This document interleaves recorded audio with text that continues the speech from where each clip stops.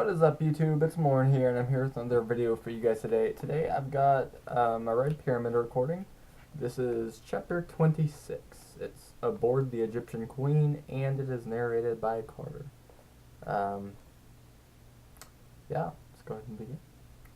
As far as rides to the Land of Death go, the boat was pretty cool. It had multiple decks with ornate railings painted black and green. The side paddle wheels churned the river into froth, and along the paddle-wheeled housings, the name of the boat glittered in gold letters. Egyptian Queen. At first you'd think the boat was just a tourist attraction, one of those floating casinos or cruise boats for old people. But if you looked closer, you started noticing strange little details. The boat's name was written in Demotic and in hieroglyphics underneath the English. Sparkly smoke billowed from the stacks as if the engines were burning gold. Orbs of multicolored fire flittered around the decks, and on the prow of the ship, two painted eyes moved and blinked, scanning the river for trouble. "That's odd," Sadie remarked. I nodded. "I've seen eyes painted on boats before. They still do that all over the Mediterranean, but usually they don't move." "What? No, not the stupid eyes. That lady on the highest deck. Isn't that—" Sadie broke into a grin. "Bast." Sure enough, our favorite feline was leaning out the window of the pilot's house. I was about to wave to her when I noticed the creature standing next to Bast, gripping the wheel. He had a human body and was dressed in the white uniform of a boat captain, but instead of a head, a double-bladed axe sprouted from his collar. I'm not talking about a small axe for chopping wood. I'm talking battle axe. Twin crescent-shaped iron blades, one in front where his face should be, one in the back, the edges splattered with suspicious-looking dried red splotches. The ship pulled up to the dock. Balls of fire began zipping around, lowering the gangplank, tying off ropes, and basically doing crew-type stuff. How they did that without hands and without setting everything on fire, I don't know, but it wasn't the strangest thing I'd seen that week. Bess climbed down from the wheelhouse. She hugged us as we came aboard, even Kafoo, who tried to return the favor by grooming her for lice. "I'm glad you survived," Bass told us. "What happened?" We gave her the basics, and her hair poofed out again. "Elvis? Gah! Thoth is getting cruel in his old age. Well, I can't say I'm glad to be on this boat again. I hate the water, but I suppose—" "You've been on this boat before?" I asked. Bass' smile wavered. "A million questions as usual, but let's eat first. The captain is waiting." I wasn't anxious to meet a giant axe, and I wasn't enthusiastic about another one of Bass's grilled cheese sandwich and Frisky's dinner, but we followed her inside the boat. The dining parlor was lavishly decorated in Egyptian-style colorful murals depicting the gods covered the walls. Gilded columns supported the ceiling. A long dining table was laden with every kind of food you could want. Sandwiches, pizzas, hamburgers, Mexican food, you name it. It way made up for missing Thoth's barbecue. On a side table stood an ice chest, a line of golden goblets, and a soda dispenser with about 20 different choices. The mahogany chairs were carved to look like baboons, which reminded me a little too much of Graceland's jungle room, but Kafoo thought they were okay. He barked at his chair just to show it who was top monkey, then sat on its lap. He picked an avocado from a basket of fruit and started peeling it. Across the room, a door opened and the axe dude came in. He had to duck to avoid cleaving the door frame. "Lord and Lady Kane," the captain said, bowing. His voice was a quivery hum that resonated along his front blade. "I saw a video one time of a guy playing music by hitting a saw with a hammer, and that's sort of the way the captain sounded. It is an honor to have you aboard." "Lady Kane," Sadie mused. "I like that." "I am Blood-Stained Blade," the captain said. "What are your orders?" Sadie raised an eyebrow at Bass. "He takes orders from us?" "Within reason," Bass said. "He is bound to your family." "Your father," she cleared her throat. "Well, he and your mother summoned this boat." The axe demon made a disapproving hum. "You haven't told them, goddess?" "I'm getting to it," Bass grumbled. "Told us what?" I asked. "Just details," she rushed on. "The boat can be summoned once a year, and only in times of great need. You'll need to give the captain your orders now. You must have clear directions if we're to proceed, safely."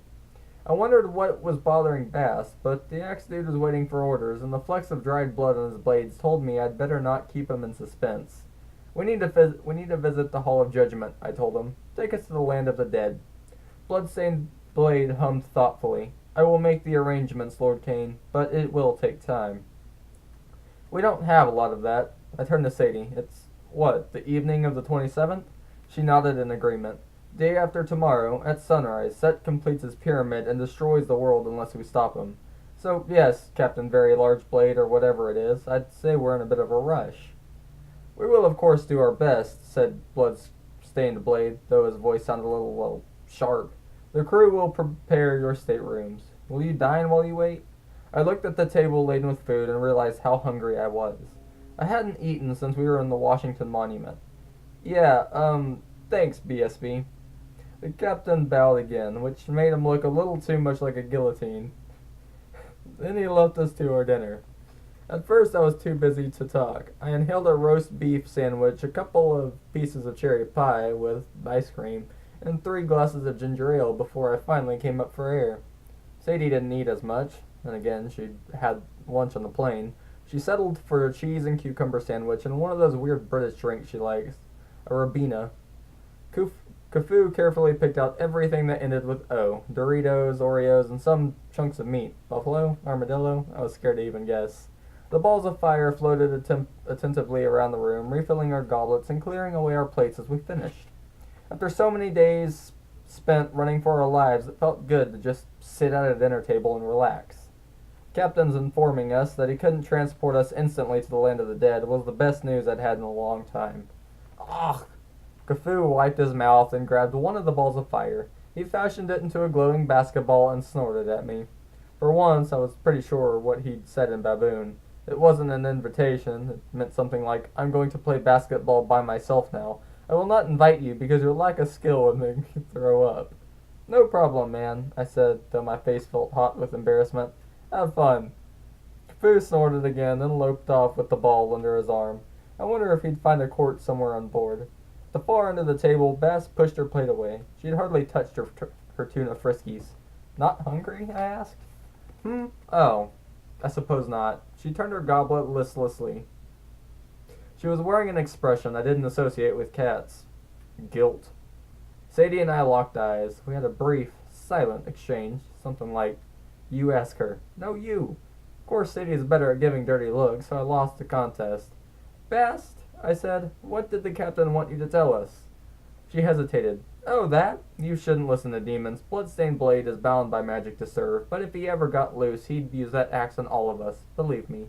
You're changing the subject, I said. Bass traced her finger across the table, drawing hieroglyphs and the condensation ring from her goblet. The truth? I haven't been on board since the night your mother died. Your parents had docked this boat on the Thames. After the accident, your father brought me here. This is where we made our deal. I realized she meant right here at this table. My father had sat here in despair after Mom's death, with no one to console him except the cat goddess, an axe demon, and a bunch of floating lights. I studied Bass's face in the dim light. Thought about the painting we'd found at Graceland. Even in human form, Bass looked so much like that cat. The cat drawn by some artist thousands of years ago. It wasn't just a chaos monster, was it? I asked. Bass eyed me. What do you mean? The thing you were fighting when our parents released you from the obelisk. It wasn't just a chaos monster, you were fighting Apophis. All around the parlor the servant fires dimmed. One dropped a plate and fluttered nervously. Don't say the serpent's name, Bass warned, especially as we head into the night. Night is his realm. It's true then. Sadie shook her head in dismay. Why didn't you say anything? Why did you lie to us? Bass dropped her gaze. Sitting in the shadows, she looked weary and frail. Her face was etched with the traces of old battle scars. I was the Eye of Ra, she spoke quietly. The sun god's champion, the instrument of his will. Do you have any idea what an honor it was? She extended her claws and studied them. When people see pictures of Ra's warrior cat, they assume it's Sekhmet, the lioness. And she was his first champion, it's true, but she was too violent, too out of control. And Sekhmet was forced to step down, and Ra chose me as his fighter. Little Bast. Why do you sound ashamed? Sadie asked. You said it's an honor. At first I was proud, Sadie. I fought the serpent for ages. Cats and snakes are mortal enemies. I did my job well. But then Ra withdrew to the heavens. He bound me to the serpent with his last spell, and he cast us both into that abyss where I was charged to fight the serpent and keep it down forever. A realization crept over me. So you weren't a minor prisoner. You were imprisoned longer than any of the other gods. She closed her eyes. I still remember Ra's words. My loyal cat, this is your greatest duty, and I was this is your greatest duty. And I was proud to do it, for centuries, then millennia. Can you imagine what it was like? Knives against fangs, slashing and thrashing, a never-ending war in the darkness? Our life forces grew weaker, my enemies and mine, and I began to realize that was Ra's plan. The serpent and I would rip each other into nothingness, and the world would be safe. Only in this way could Ra withdraw in peace of mind, knowing chaos would not overcome Ma.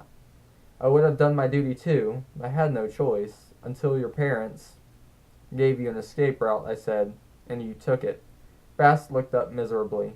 I am the queen of cats. I have many strengths, but to be honest, Carter, cats are not very brave. And your enemy? He stayed trapped in the abyss. Your father and I were sure of it. The serpent was already greatly weakened from eons of fighting with me, and when your mother used her own life force to close the abyss, well, she worked a powerful feat of magic. There should have been no way for the serpent to break through that kind of seal, but as the years have gone by, we became less and less sure the prison would hold him. If somehow he managed to escape and regain his strength, I cannot imagine what would happen, and it would be my fault. I tried to imagine the serpent Apophis, a creature of chaos even worse than Set. I pictured Bast with her knives, locked in combat with that monster for eons. Maybe I should have been angry at Bast for not telling us the truth earlier. Instead, I felt sorry for her. She'd been put in the same position we were now in, forced to do a job that was way too big for her. So why did my parents release you? I asked. Did they say? She nodded slowly. I was losing my fight. Your father told me that your mother had foreseen horrible things if the serpent overcame me. They had to free me, give me time to heal. They said it was the first step in restoring the gods. I don't pretend to understand their whole plan. I was relieved to take your father's offer. I convinced myself I was doing the right thing for the gods, but it does not change the fact that I was a coward. I failed in my duty. It isn't your fault, I told her. It wasn't fair of Ra to ask that of you. Carter's right, Sadie said. That's too much sacrifice for one person. One cat goddess, whatever. It was my king's will, Bast said. The pharaoh can command his subjects for the good of the kingdom, even to lay down their lives, and they must obey. Horus knows this. He was the pharaoh many times. She speaks truly, Horus said. Then you had a stupid king, I said. The boat shuddered as if we'd ground the keel over a sandbar. Be careful, Carter, Bast warned. Ma'at, the order of creation, hinges on loyalty to the rightful king. If you question it, you will fall under the influence of chaos. I felt so frustrated I wanted to break something. I wanted to yell that order didn't seem much better than chaos if you had to get yourself killed for it. You're being childish, Horus scolded. You are a servant of Ma'at. These thoughts are unworthy. My eyes stung. Then maybe I'm unworthy. Carter? Sadie asked. Nothing, I said. I'm going to bed. I stormed off. One of the flickering lights joined me, guiding me upstairs to my quarters. The stateroom was probably very nice. I didn't pay attention. I just fell on the bed and passed out. I seriously needed an extra strength magic pillow because my ba refused to stay put. And no, Sadie, I don't think wrapping my head in duct tape would have worked either. My spirit floated up to the steamboat's wheelhouse, but it wasn't blood-stained blade at the wheel.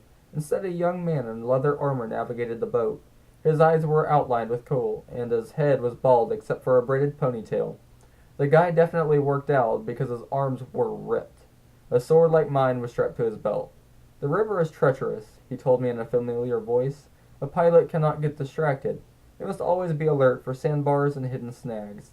That's why boats are painted with my eyes, you know, to see the dangers. The eye of Horus, I said. You. The falcon god glanced at me, and I saw that his eyes were two different colors. One blazing yellow like the sun, the other reflective silver like the moon. The effect was so disorienting I had to look away, and when I did I noticed that Horus's shadow didn't match his form. Stretched across the wheelhouse was the silhouette of a giant falcon.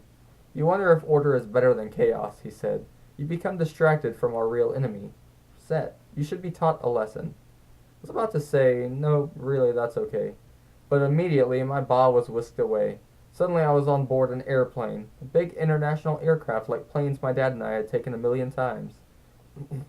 Zaya Rashid Desjardins and 2 other magicians were scrunched up in the middle row, surrounded by families with screaming children. Zaya didn't seem to mind. She meditated calmly with her eyes closed, while Desjardins and the other 2 men looked so uncomfortable. I almost wanted to laugh. The plane rocked back and forth. Desjardins spilled wine all over his lap. The seatbelt light blinked on, and a voice crackled over the intercom. "This is the captain. It looks like we'll be experiencing some minor turbulence as we make our descent into Dallas, so I'm going to ask the flight attendants." Boom! A blast rattled the windows. Lightning followed immediately by thunder. Zaya's eyes snapped open. The Red Lord. The passengers screamed as the plane plummeted several hundred feet. "It'll commence!" The surgeon shouted over the noise. "Quickly!" As the plane shook, passengers shrieked and grabbed their seats. Desjardins got up and opened the overhead compartment.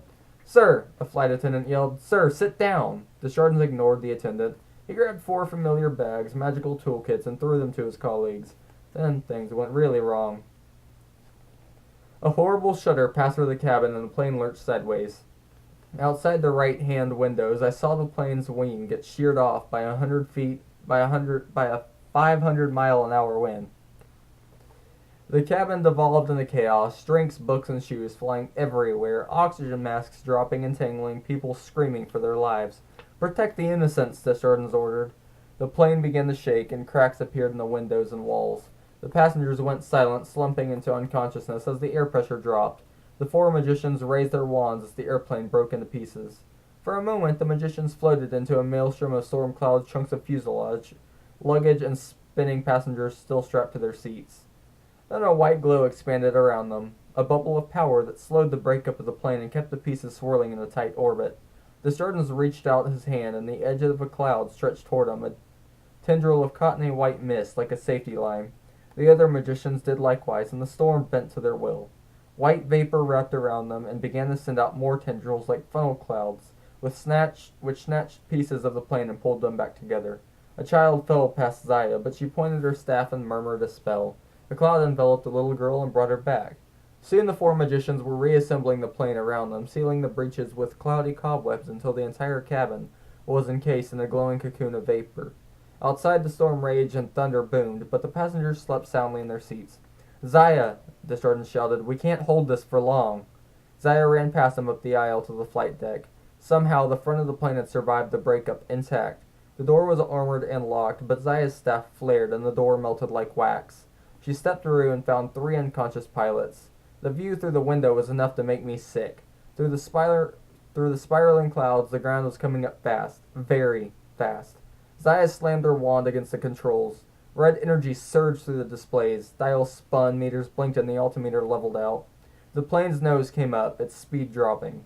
As I watched, Zaya glided the plane toward a cow pasture and landed it without even a bump. Then her eyes rolled back in her head and she collapsed.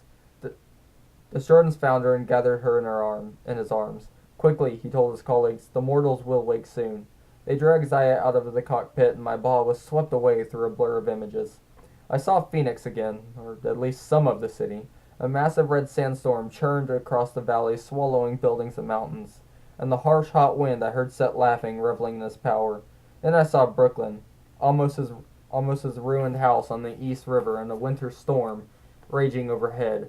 Howling winds slamming the city with sleet and hail. Then I saw a place I didn't recognize, a river winding through a desert canyon. The sky was a blanket of pitch-black clouds, and the river's surface seemed to boil. Something was moving under the water, something huge, evil, and powerful, and I knew it was waiting for me. "This is only the beginning," Horace warned me. "Set will destroy everyone you care about. Believe me, I know." The river became a marsh of tall reeds. The sun blazed overhead. Snakes and crocodiles slid through the water. At the water's edge sat a thatched hut. Outside it, a woman and a child of about 10 stood examining a battered sarcophagus. I could tell the coffin had been a work of art, gold encrusted with gems, but now it was dented and black with grime. The woman ran her hands over the coffin's lid. Finally. She had my mother's face, blue eyes, and caramel-colored hair, but she glowed with magical radiance, and I knew I was looking at the goddess Isis. She turned to the boy. "We have searched so long, my son.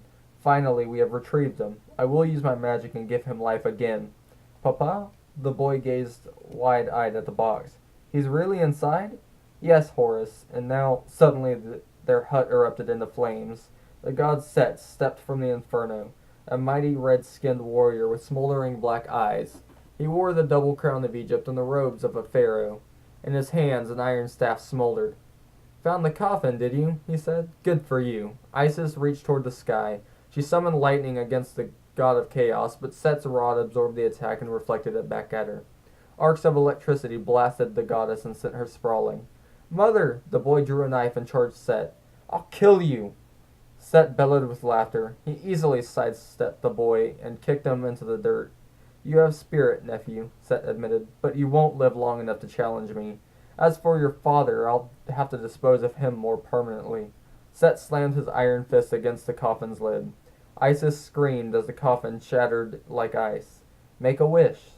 Set blew with all his might, and the shards of coffin flew into the sky, scattering in all directions. "Poor Osiris. He's gone to pieces, scattered all over Egypt now. And as for you, Sister Isis, run. That's what you do best." Set lunged forward. Isis grabbed her son's hand, and they both turned into birds, flying for their lives. The scene faded, and I was back in the steamboat's wheelhouse. The sun rose and fast forward as towns and barges sped past, and the banks of the Mississippi blurred into a play of light and shadow. "He destroyed my father," Horace told me. "He will do the same to yours." "No," I said. Horace fixed me with those strange eyes, one blazing gold, one full moon silver. My mother and Aunt Nephthys spent years searching for the pieces of the coffin and father's body. When they collected all 14, my cousin Anubis helped bind my father together with mummy wrappings, but still mother's magic could not bring him back to life fully. Osiris became an undead god, a half-living shadow of my father, fit to rule only in the Duat. But his loss gave me anger. Anger gave me the strength to defeat Set and take the throne for myself. You must do the same. "I don't want a throne," I said. "I want my dad." "Don't deceive yourself. Set is merely toying with you. He will bring you to despair, and your sorrow will make you weak." "I have to save my dad." "That is not your mission," Horace shouted. "The world is at stake. Now wake!" Sadie was shaking my arm. She and Bass stood over me, looking concerned. "What?" I asked. "We're here," Sadie said nervously. She changed into a fresh linen outfit, black this time, which matched her combat boots. She'd even managed to red-eye her hair so the streaks were blue. I sat up and realized I felt rested for the first time in a week. My soul may have been traveling, but at least my body had gotten some sleep. I glanced out the stateroom window. It was pitch black outside. "How long was I out?" I demanded. "We've sailed down most of the Mississippi and into the Duat," Bass said. "Now we approach the first cataract." "First cataract?" I asked. "The entrance," Bass said grimly, "to the land of the dead."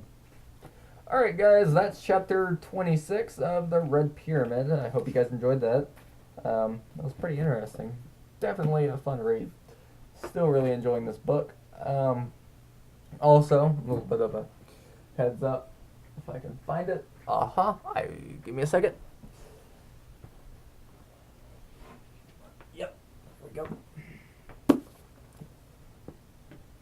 Bought this at Walmart for I think it was $20 or something like that. It's The Sword of Summer, which is the first book in Rick Riordan's newest series, Magnus Chasing the Gods of Asgard. So it's actually, I've read most of it. It's a pretty good book. I'll definitely be doing a little audio book version of this sometime whenever I finish the Red Pyramid. And I've also got to start working on that Morpheus Road recording thing, because that's a thing I've got to do. Anyways, guys, I hope you guys enjoyed the video. Make sure to leave a like, comment, subscribe to my channel if you did, and I will see you guys next time. Peace out.